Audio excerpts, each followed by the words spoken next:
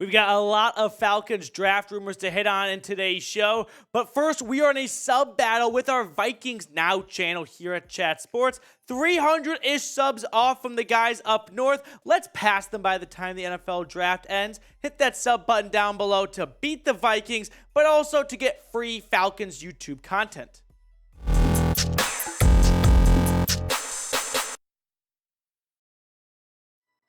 Draft week has finally arrived. The wait is over, and we are ready to jump into a lot of Falcons NFL draft rumors. We're all coming out of off-season hibernation in between free agency and the NFL draft, but rumors galore is here. So let's jump into it with the first story on today's show. Bijan Robinson, is he a lock to go to Atlanta at number 8? Well, a couple NFL insiders and the guys in Vegas think that the Texas running back is going to end up with the Falcons. So, FanDuel put out their odds for the upcoming NFL draft, and at number 8, their favorite for the Falcons is Bijan Robinson at plus 250. Now, you see Vegas odds, and we always think, well, Vegas always knows. People kind of forget that Vegas actually doesn't do that great of a job during the draft. I remember last year they had some pretty good odds for Malik Willis to go round 1. Crickets. Did not happen. So don't look at Vegas odds and think it's a slam dunk. CJ Stroud was the overwhelming favorite to be the first pick in the draft a couple of weeks ago. And then reports came out that it's actually going to be Bryce Young. So the odds change. So Vegas is more or less reacting to what they are hearing, not what they believe is actually going to go down. So Peter King from NBC Sports has correctly predicted that the Falcons first round selection the past 2 years. And so naturally, we want to see what does Peter King think is going to happen in this year's draft for Atlanta. Because he picked Kyle Pitts to Atlanta in 2021, which, let's be honest, wasn't extremely difficult for the Falcons or for anyone to pick. Then he picked Drake London to them in 2022, and that was more impressive because that was a bit more open. This year, he's got Bijan Robinson going, right? Myles Garrett, the other Myles Garrett, tweeting out Peter King picked Bijan Robinson in 2023 for the Falcons after having a 2-0 start the last 2 seasons. So now we're going to look at Bijan as a player and talk about, is this a good fit for the Falcons, right? Does this make sense for Atlanta? He's a weapon Arthur Smith would love to have because he wants to be a run-first head coach, especially with an unproven quarterback like Desmond Ridder, currently slated to be under center. And Bijan Robinson would be more than happy to take on 300 carries in a season and ground out 1,600 yards and 15-ish touchdowns. He's going to be that great of a player his rookie season, I think. Now, the last 2 seasons down in Austin, Texas, he's coming off a 1,500-yard season as producer Tex gives me a horns up. 6.1 yards a carry, 20 total touchdowns. He is a complete back. He is a pass-blocking back. He is good in the receiving department. He's good between the tackles. He's good in short yardage situation. He's got getaway speed. He has everything you look for in a running back. He does not have one glaring weakness to his game. He is the complete package. So be honest. Do you want the Falcons to draft Bijan Robinson?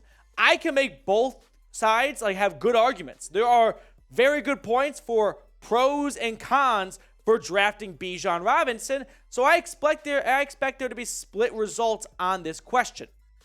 When we think about what the Falcons offense could look like with Bijan Robinson, it would be not a top-tier offense because we still have question marks surrounding the quarterback position. But if you create a nucleus with Bijan Robinson and even Tyler Allgeier to step in for some snaps here and there, pair that with Drake London, and hopefully Kyle Pitts is him. Man, whoever the quarterback is, whether it's Ridder or whether it's someone else in 2024, they're going to have a ton to work with. And they're not going to be like the Texans, for example, where they might draft a quarterback, but everyone else around them sucks, so what's the point? The Falcons' offense would not be the issue if they added Bijan Robinson. They might score 30 points a game. The defense might give up 31 points a game, though, and that could be a season like the Chicago Bears last year, where they put up a ton of points down the stretch with Justin Fields, but their defense couldn't stop a nosebleed. Now, Bijan, like I said, is a complete player. His career receiving stats, 805 yards from 60 receptions and 8 touchdowns. If you missed him in Austin last year, throw on his highlights. And if you are against drafting him, his highlight reel might change your mind. He's just that explosive of a player. He is an exceptional talent. We know this. He would help this offense. He'd really help any offense. But does it make sense for Atlanta? For where they are right now, right? If Desmond Ridder last season started every single game and showed a ton of promise and you knew he was the guy, well, then you can make a good argument of you've already invested a lot in your defense and free agency. You got some day 2 picks. If Tyree Wilson and Christian Gonzalez go before you, man, maybe tossing Bijan in there would complete this offense. But unfortunately, we know having a great running back is not usually the recipe for winning Super Bowls. Go look at previous Super Bowl winners. You might be surprised to see who their leading rusher is. There's a lot of Sony Michels and Isaiah Pacheco's and LeGarrette Blunts in there who were not early picks or were not valued as top-tier guys in free agency. So does it make sense for Atlanta to use a premium pick on a position that very well may not give them a lot of wins? Might get them a lot of highlights, might get them a lot of yards, a lot of touchdowns and whatnot, and that's great. But even the Titans, who have Derrick Henry, might go back and think, man, we don't regret it because it was a second-round pick, but even Henry could only get us so far. He's not an automatic winner. Now, last year for Atlanta, they had a really good running back tandem in the works, right? When CP was hurt, Tyler Allgeier stepped up down the season, and for a guy who didn't even play week 1, he was a healthy scratch. For him to go from there to being a 1,000-yard rusher, there's a lot of optimism of, you know what? If you want a good running back tandem, this is more than serviceable. We don't need Bijan. I'd rather see that number 8 pick go to a different position because between Allgeier and Cordell Patterson, we are squared away at running back. And you're not wrong. Now, before we get to more on Bijan and some other draft rumors, the NFL Draft is this Thursday, and we will be live here at Chat Sports for all 3 days of the NFL Draft. So make sure to hang out with us over at youtube.com/chatsportstv. This is the link down below. Yours truly will be on screen breaking down every single pick. So join us for all 3 days of this year's draft. Now, speaking of this year's draft, we still have some Falcons draft hats. Limited edition. They're not going to be around forever. Just the 2023 NFL draft hats for your Atlanta Falcons. So get yours today. Chatsports.com/ATL hat. Links in the comments and the description of today's show. Todd McShay from ESPN, as we not switch gears, but a different perspective on Bijan, believes that the Falcons could draft him or trade down. Now, the trade down is always intriguing because everyone loves trading down. It's not always that simple, though. It's not always that easy, right? A, you might not get a lot of phone calls, and B, you might get one from a team that goes, well, we don't really want to trade up, but we'll throw you some 3rd or 4th round picks, and that's not nearly what the pick is worth, but if you're desperate to move down, that's all we're going to give you. Here's what Todd McShay had to say on the Falcons. This might be the most likely cornerback selection in the top 10 as long as both Witherspoon and Gonzalez aren't already off the board.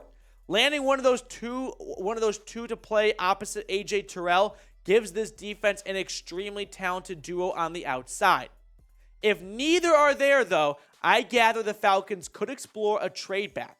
You might also have heard some rumblings about the Texas running back Bijan Robinson here, and he could be the pick if the corners aren't available. The Falcons should make plan A Tyree Wilson. The issue is, and I was talking about this with my Falcons friend yesterday, if the NFL Draft was in March, Tyree Wilson would be an Atlanta Falcon. But there's been so much time for prep, even the Texans at 2 might talk themselves into going Tyree Wilson over Will Anderson. So unfortunately, the draft was just too late probably for Atlanta to get Tyree Wilson. Now, I've heard that Vegas is not interested in the quarterback. So if that's the case, they might go cornerback. And let's say they go Christian Gonzalez or Devin Witherspoon. Well, that leaves one of those 2 top-tier guys remaining. So if one other team goes corner, all of a sudden Atlanta goes Tyree Wilson, Will Anderson, Christian Gonzalez, and Devin Witherspoon are screwed. They're gone. We're fucked. What are we going to do? Well, if we can't trade back, then maybe Bijan is the pick. Now, I like the idea of trading back, And I do think there would be some interested parties if what we're hearing is true about, say, the Tennessee Titans loving a quarterback, right? Here are some teams that could trade up with Atlanta at number 8. The Titans, if they want to get their star QB for the future, that could make some sense. The Houston Texans, if they want to leapfrog Tennessee, right? They're right behind them right now. If they want to go Tyree Wilson or Will Anderson, but they also like Will Levis or Anthony Richardson, but they don't want Tennessee within the AFC South to pick their guy, well, maybe they cuck Tennessee and jump all the way to 8. The Pittsburgh Steelers, they need a tackle. It's the worst kept secret in the NFL. If they don't want a chance, Paris Johnson falling any sooner or later, rather, maybe they make a deal with Atlanta. And the Minnesota Vikings, I've heard that Kwesi Adofo-Mensah, the new GM there, he might be looking for a quarterback as well. And maybe he jumps all the way up to 8, gets Anthony Richardson, and sits him for a season behind Kirk Cousins. So should the Falcons explore trading back? I mean, if you go from 8 to, say, 17 or 23, you could be netting a future first. 2 first-round picks next year? When this season isn't all about winning playoff games, I think 2023 is about making the playoffs, right? That is the goal, realistically. Hopefully, you win some playoff games if you're Terry Fontenot and Arthur Smith. But if you make the playoffs this year, as say like a 7 or 6 seed or as a wild card spot, maybe even win the division with how bad the NFC South is, well, if you show some good progress and some momentum this year, and you go into next season with 2 first-round picks, and you're like, we got a lot of great pieces, but we want to go get a different quarterback because Ridder's not the guy, or maybe Ridder is the guy. So then you get a Marvin Harrison. Wow, that's a really fun idea of what the Falcons could be moving forward. Now, some other interesting NFL draft rumors here on the Tennessee Titans. So the Titans could be looking to move up for their next franchise QB, like we just talked about, and they might deal Ryan Tannehill. So could Arthur Smith want to have a reunion with his old quarterback, right? Here are some Tannehill next team odds right now, and the Falcons are 4th at plus 600. Now, I think this is just Vegas going, we've got to kind of fill out this sheet, and while the Falcons aren't all that likely, they're more likely than other teams, so screw it. Give them plus 600. For me, it's a hard no on Ryan Tannehill for the way he has played the last 2 seasons. And if I'm Arthur Smith, listen, dude, get out while you're ahead. You made Ryan Tannehill look like an all-pro quarterback at one point. Walk away with your hands clean and go, this new Ryan Tannehill? No, that's not me. I was a part of the revival Ryan Tannehill. If you trade for Ryan Tannehill and he sucks again, or he continues to suck rather, it's going to be a bit of a scar on what was a very nice resume pattern for Arthur Smith to go, I made Ryan Tannehill one of the best quarterbacks in the NFL. So I would get out while you're ahead right now, Arthur. Don't trade for Ryan. And then all of a sudden he goes or continues to stink, and then it's a stain on your resume. Stick with Ridder and stick with the new Ryan Fitzpatrick you have on your roster and just roll with that direction. Now, we're going to have you guys in the loop on all things Falcons for the NFL Draft, so make sure to subscribe if you are not already. We'll sign off and see everyone later.